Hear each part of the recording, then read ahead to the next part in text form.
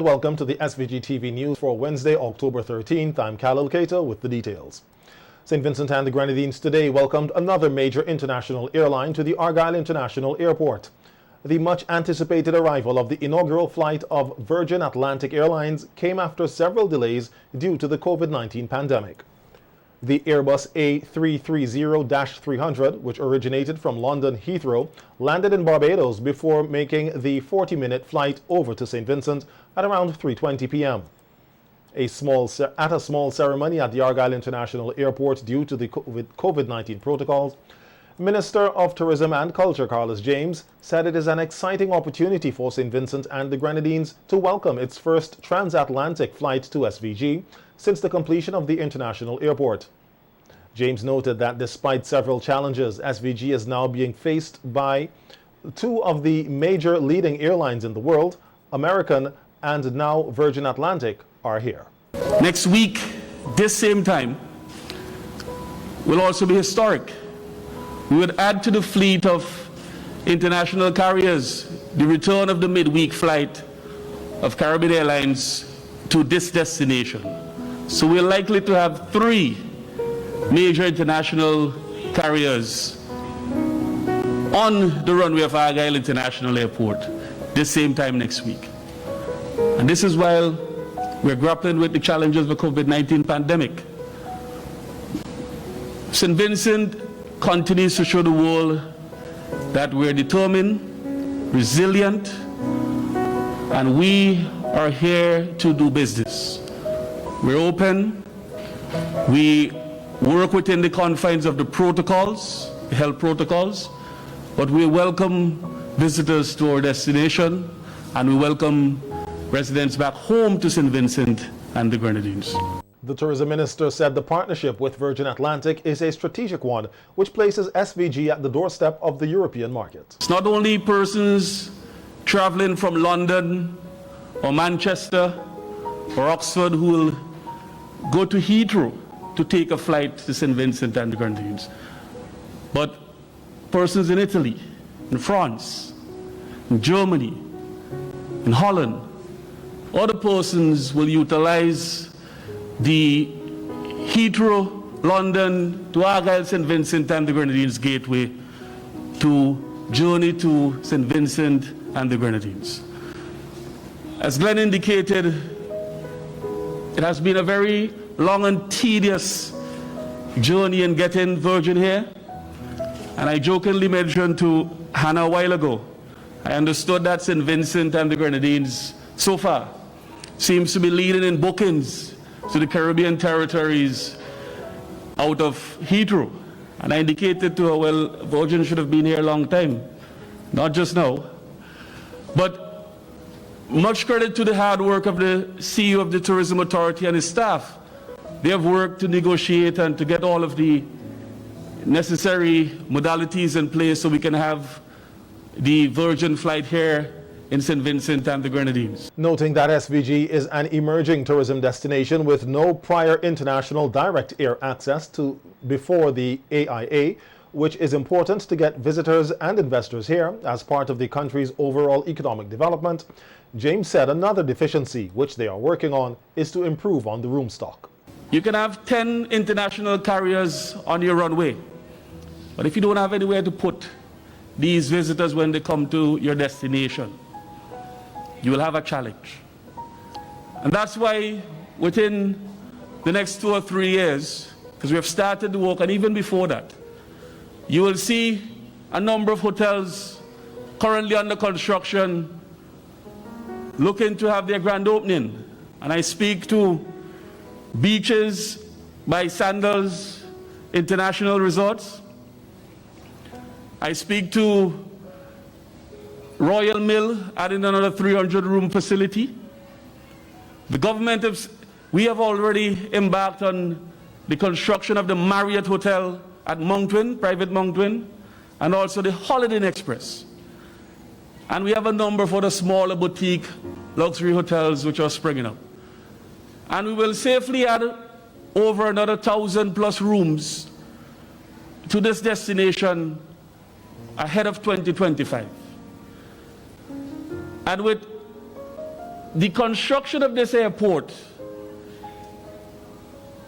in just under 5 years, shy of 5 years, we were successful in ensuring we have direct air access to all of our major source markets. Today's inaugural flight by Virgin Atlantic marks the beginning of a twice-weekly service on Wednesdays and Sundays from London's Heathrow to AIA. Country manager for Virgin Atlantic, Hannah Swift, says that they are pleased to make SVG the airline's new destination, noting that SVG is leading when it comes to flight bookings to the Caribbean.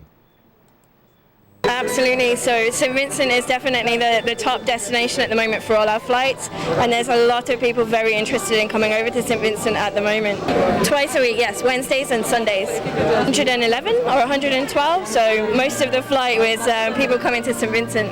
It was amazing. Everybody was having such a good time. We had flags out, we had music playing. It was everybody was so excited to be coming.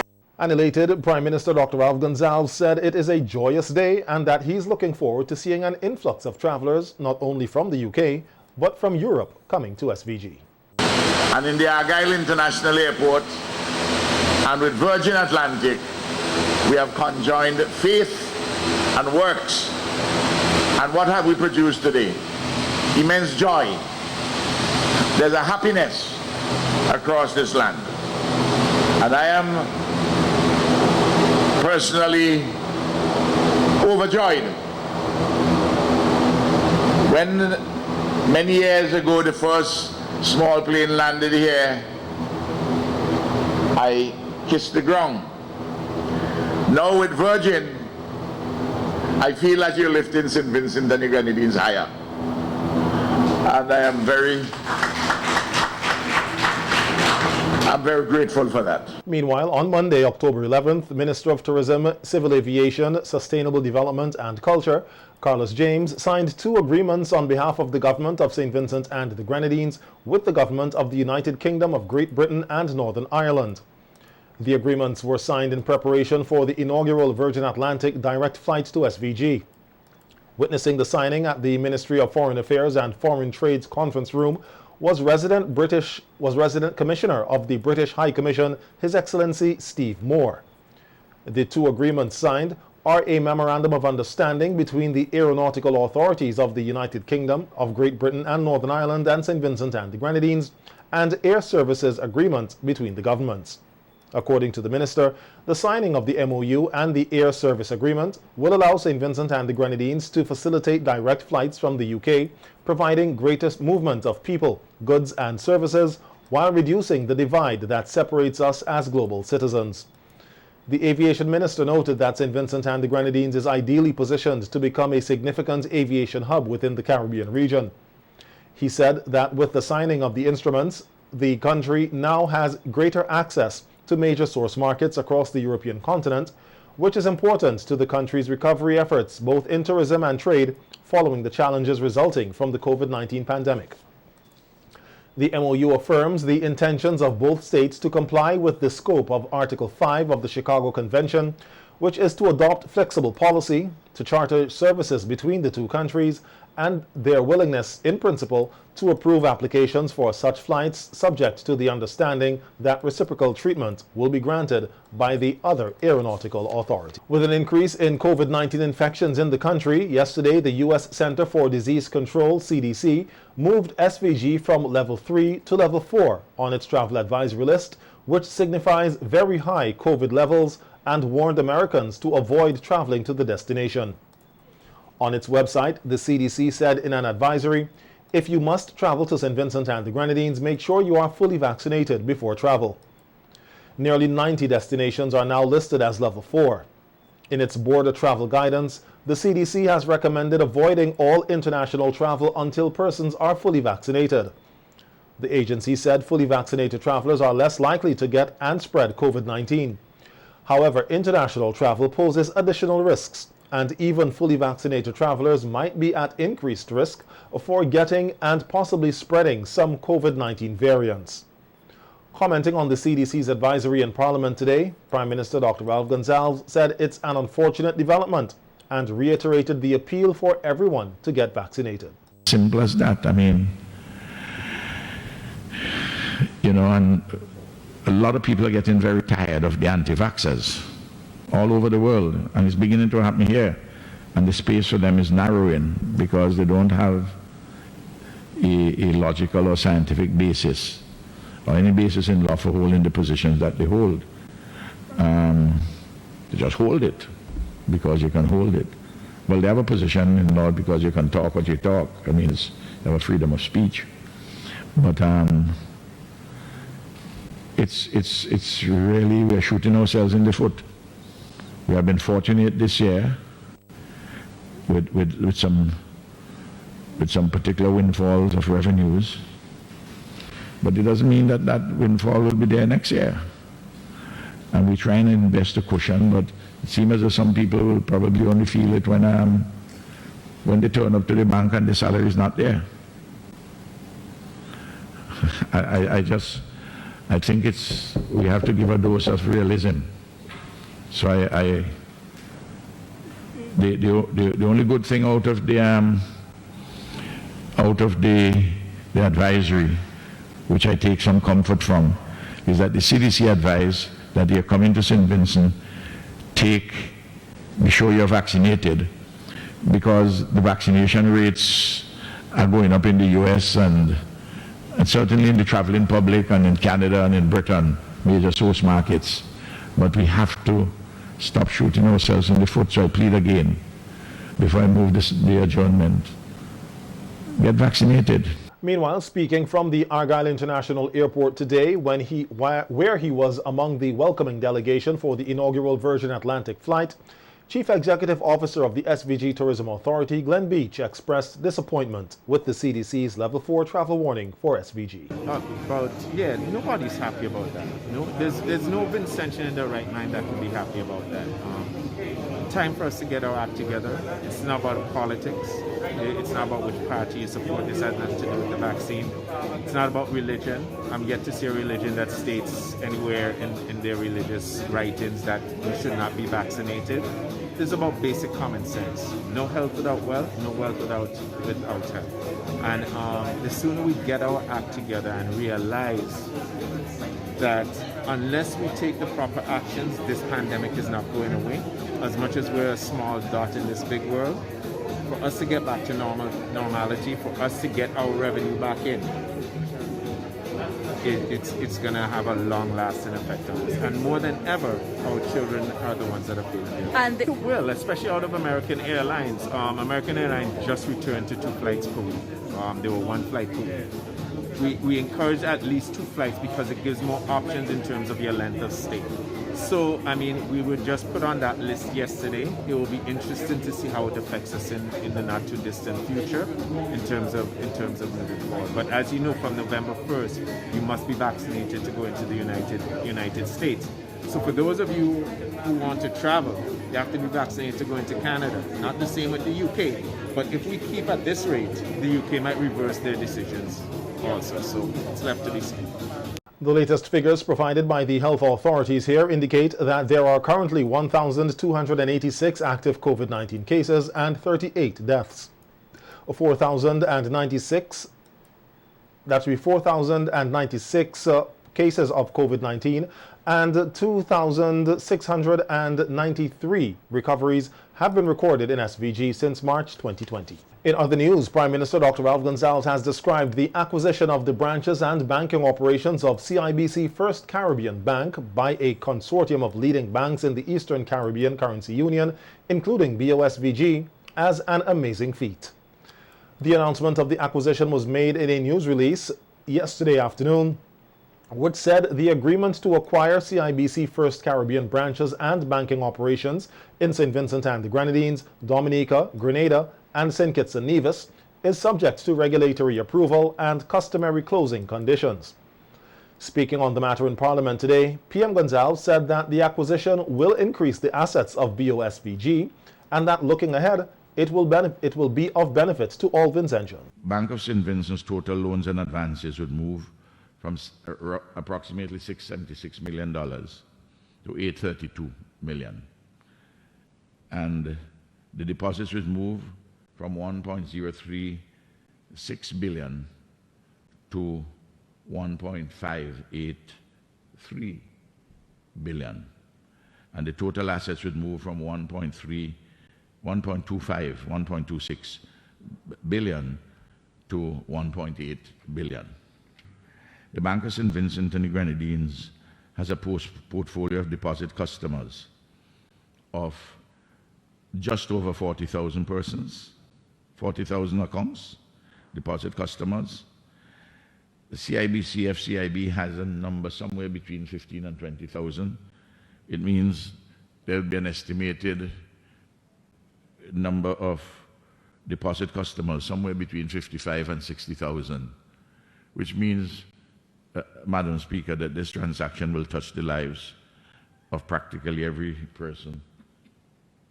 The Prime Minister also noted that the Bank of SVG is undergoing some major upgrades, including the move to have digital cash. St. Vincent and Grenadines has 8 branches across the St. Vincent and the Grenadines, here and in the Grenadines, and 21 ATMs to provide more convenient access to banking services. And the digital banking experience will be even ramped up further. The Bank of St. Vincent and Grenadines has invested tremendous sums of money in both the information systems, those connected to digital banking, and of course the staff. And as you know, they're rolling out very shortly the Bank of St. Vincent and Grenadines iWallet, and they're in the final stages of implementing the Dcash offered by the Eastern Caribbean Central Bank. It was also pointed out by Prime Minister Gonzalves that as part of the acquisition of CIBC First Caribbean Bank, the staff in the respective countries will be retained. As noted in the statement by the Bank of St. Vincent and the Grenadines, it is their intention to take employees, to select them on the basis of the assessments and what they need from the pool at the CIBC First FIBC. It should point out that the current owners of that bank would make all the relevant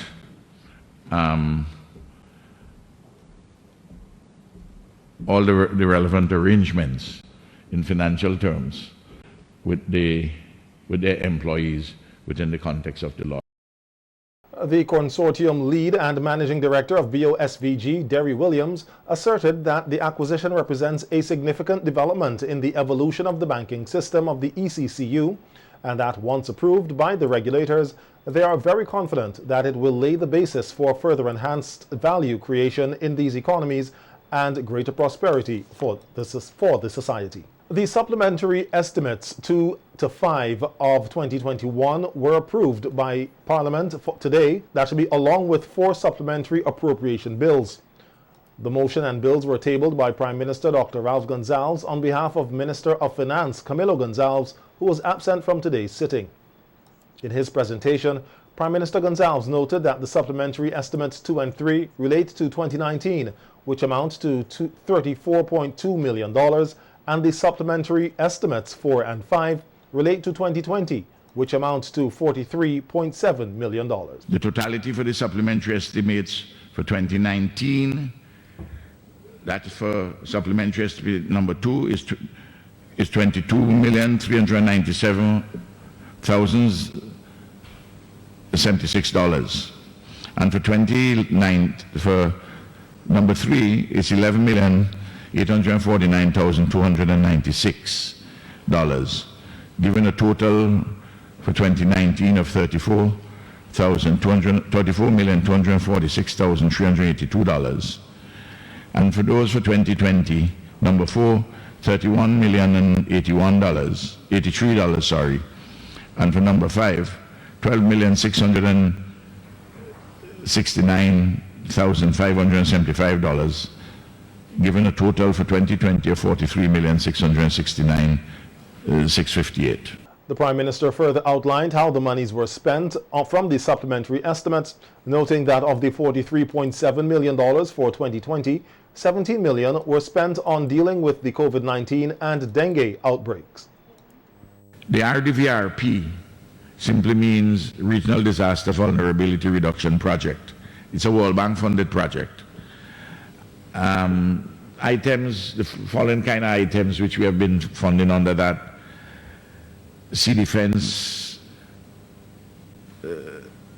like at Sanssouci and Georgetown, sea defense and other matters, Chateaubriand Jetty, Long Line and Belial Roads, support for Nemo, renovation of emergency shelters, the Fenton, Green Hill, Daphne Bridges, river protection at Buckament and Carriere, slope stabilization at English and German gutters, construction of satellite warehouses in Beckway, Union Island, Mespo,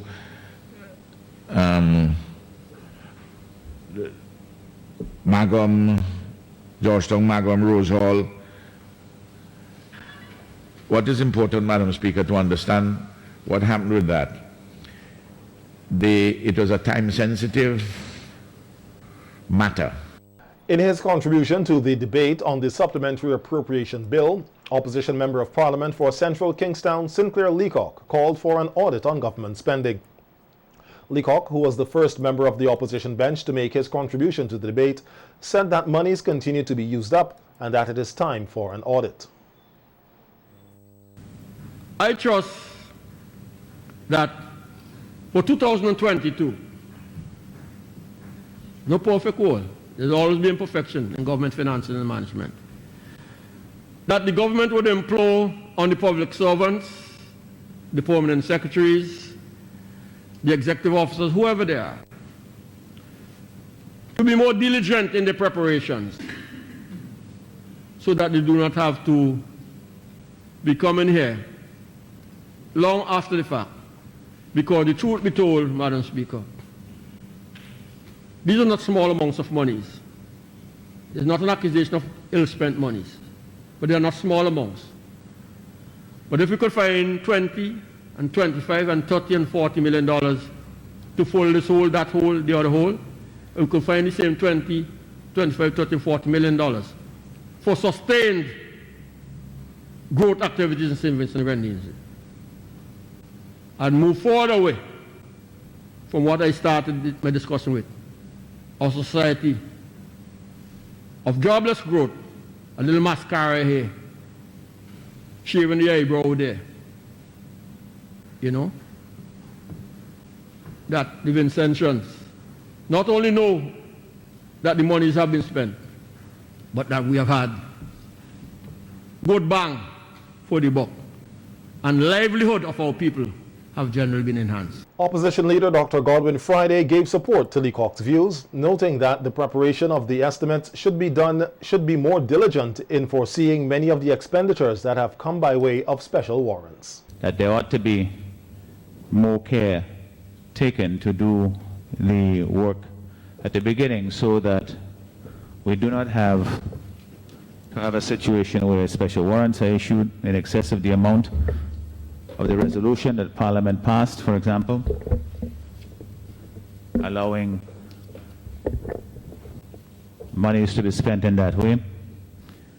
And also, I wish to note, Madam Speaker, that even though the special warrants, and my honourable friend, colleague, member for Central Kingston mentioned, even though the special warrants in this case were brought to Parliament in a more timely manner than historically has been the case, they're still outside the 6 months time frame contemplated by the Finance Administration Act, Section 28, subsection 4, which provides that 6 months after the date the special warrants was issued, that they are to be caused to be laid in the Honourable House by way of a supplementary estimate showing the sums spent. I'm sure there are going to be explanations about exigent circumstances and so forth, but that's still what the requirement of the Act is. In his contribution to the debate, MP for North Leeward and Minister of Tourism and Culture, Carlos James, said he disagrees with the opposition MP's views on the supplementary estimates. He said that the people of SVG are grateful because the resources that were allocated are related to the challenges that the country continues to face. These measures in place, Madam Speaker, to provide for persons who have experienced loss, those who continue to struggle financially and economically as a result of all of these fall-offs. I want us to look at what is before this Honourable House, Madam Speaker. 32% of the supplementary number 4 relates to COVID and dengue. 57% of the expenditure there in number 5 also deals with COVID and dengue. It's interesting to note the member for Central Kingston refusing to go through the details of what is before this Honourable House, but identified some minute bits and pieces which we added, which is not in the majority in terms of the expenditure. MP for South Central Windward and Minister of Agriculture, Saboto Caesar, outlined some of the agricultural projects that monies from the supplementary estimates were spent on. The expenditure of $101,600 to provide funds to compensate farmers who experienced losses as a result of banana dwarfism. And I know the farmers, the banana farmers who are listening, that they could recall that when we embarked on a revival of the banana core farmer program, we had to bring plants, and plants which are more versatile, more resilient to the vagaries of climate change and also to other pests and diseases. The scientists went into the lab and we were using very modern tissue culture methodologies in the lab.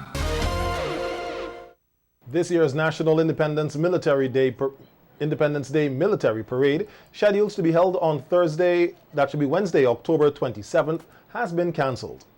The announcement was made in Parliament today by Prime Minister Dr. Ralph Gonsalves, who said the cancellation is mainly due to the high number of COVID-19 cases in the country and that his independence speech will be done virtually. I wanted just simply to make the announcement here that Cabinet has taken the decision not to have the parade for independence at Victoria Park or anywhere else face to face because of the situation with COVID. Last year, of course, at this time, though COVID was in the air, the numbers, Madam Speaker, in terms of infections and deaths was very small, and of course we didn't have the Delta variant. Accordingly, I will broadcast an address to the nation in the usual way, but I will do so virtually. I will do so on television and on radio. That is I wanted to bring that to the attention of everyone. The Independence Parade usually kickstarts activities for Independence Day on October 27th. And in light of the cancellation, the Prime Minister is encouraging Vincentians to show their pride by decorating, wearing, and putting the national colours on display. At the same time, Madam Speaker, I'm really asking the business houses and those state entities and agencies and the public servants to get out quite quickly the buntings and other paraphernalia which visually mark our celebration of independence. On October 27th, SVG will mark its 42nd anniversary of independence from Britain. The Royal St. Vincent and the Grenadines Police Force has awarded 71 students who were successful at the Caribbean Primary Exit Assessment (CPEA) examinations with full scholarships, while another 7 students received assistance for books and other supplies. The scholarships were distributed at the police headquarters last Saturday, October 9th. The police scholarships are tenable for 7 years. 5 years at secondary school, and another 2 years at the SVG Community College. It caters to the recipient's books, school, transportation, and examination fees, among other incidentals. At the brief event, Commissioner of Police Colin John congratulated the scholarship recipients for passing the CPEA examinations and for being awarded a scholarship to further their education. The Commissioner impressed upon the students that all they have to do is focus on their education and seek to do their best. He encouraged them to be respectful to their teachers and their peers. The Police Scholarship Fund, which is said to be the oldest program of its kind in SVG, was set up 63 years ago, primarily for the benefit of children of police officers. However, with its thrust to build a better relationship with the community and the general public at large, the scholarship program was modified, where assistance is given to beneficiaries who are not children of police officers.